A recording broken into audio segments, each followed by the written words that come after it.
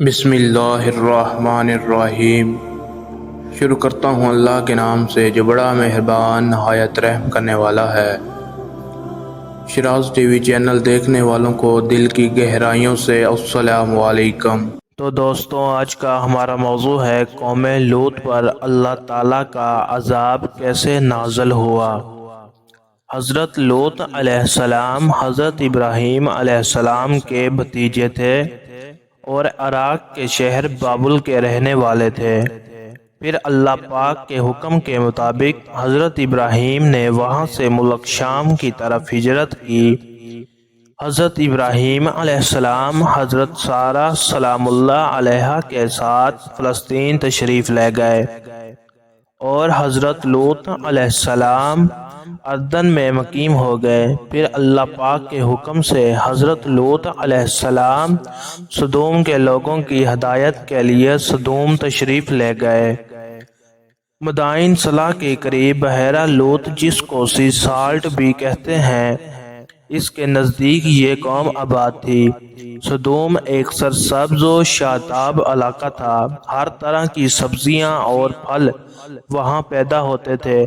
طرح طرح کے میوہ اور ہر قسم کا اناج شہر سدوم میں پیدا ہوتا تھا۔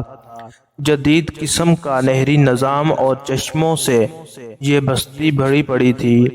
یہی وجہ تھی کہ دوسرے شہروں اور قریبی بستیوں سے لوگ سدوم سیر و تفریح اور کھانے پینے اور مہمان بن کر سدوم آتے۔ شروع میں سدوم کے لوگوں نے مہمانوں کی خوش آمدید کہا اور ہر طرح سے ان کی خدمت کی، لیکن پھر آہستہ آہستہ یہ دن بھی آیا کہ قوم سدوم، جیسے قوم لوط بھی کہا جاتا ہے، ان مہمانوں سے تنگ آنے لگی اور سارے لوگ سوچنے لگے کہ کیسے ان مہمانوں کو اپنی بستی میں آنے سے روکا جائے۔ لیکن بستی کے لوگوں کو کچھ سمجھ نہ آیا کیا کیا جائے، کیسے مہمانوں کو بھگایا جائے۔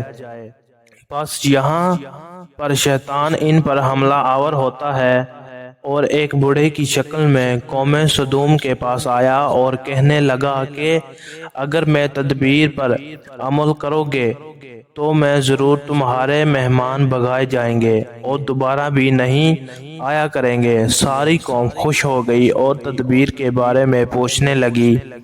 شیطان کہنے لگا کہ جب بھی کوئی بھی تمہاری بستی میں آئے تو تم لوگ زبردستی اس کے ساتھ بدفعلی کرو، اور یہ بدفعلی مردوں کے ساتھ کرنا۔ پھر اگلے دن شیطان ایک نہایت خوبصورت لڑکے کی صورت میں سدوم کی بستی میں داخل ہوا اور قوم سدوم کا مہمان بنا۔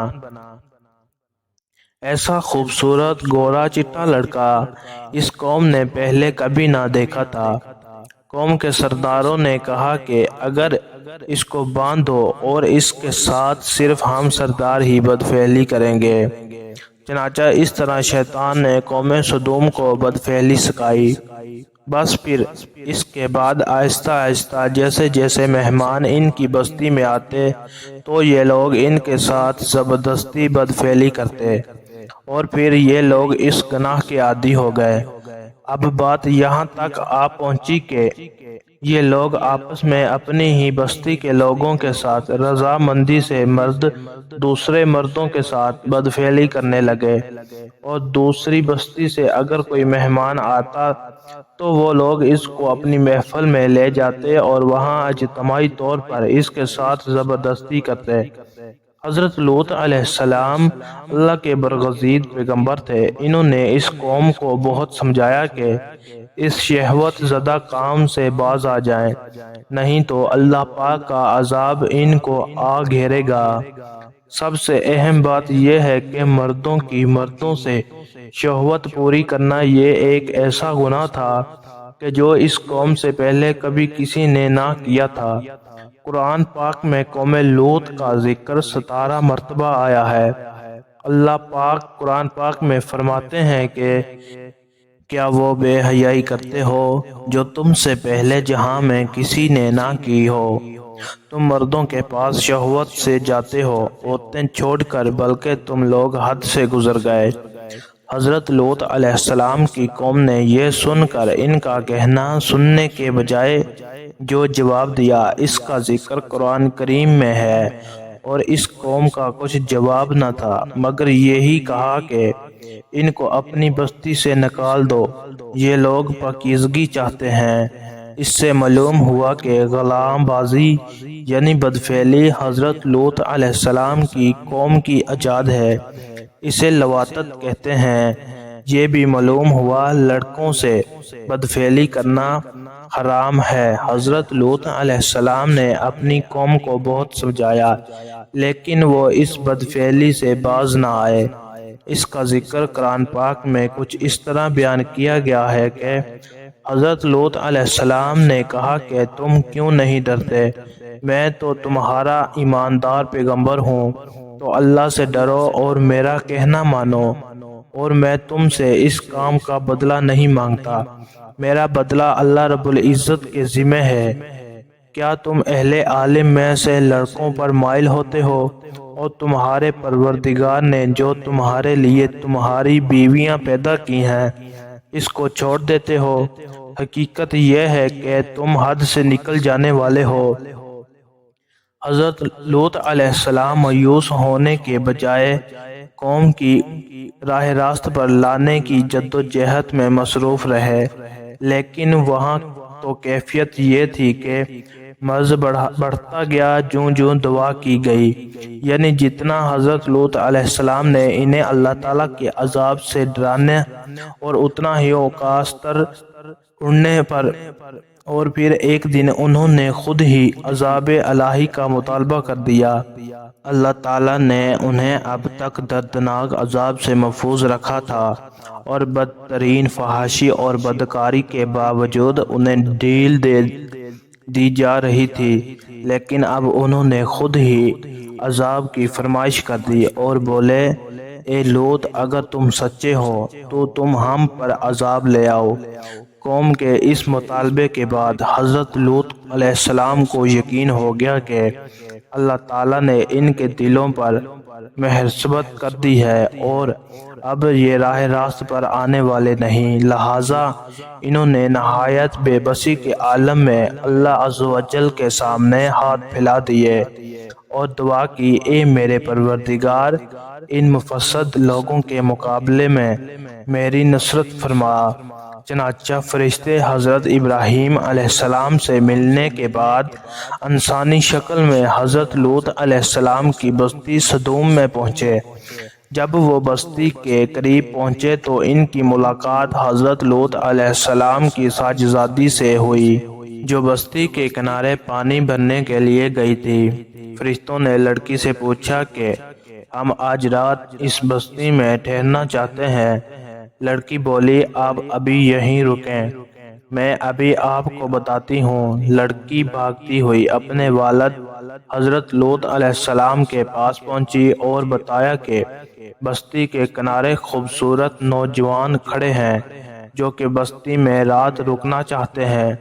میں ان کو ساتھ اس لیے نہیں لے کر آئی کہ بستی کے لوگ ان پر ٹوٹ پڑیں گے، کیونکہ میں نے خود ان سے خوبصورت کبھی پہلے کسی کو نہیں دیکھا، اس لیے کہ اس کے علاوہ ویسے بھی حضرت لوط علیہ السلام کو قوم نے منع کر رکھا تھا کہ کوئی بھی مہمان ان کے گھر نہیں رک سکتا، سب کی مہمان نوازی قوم ہی کرے گی۔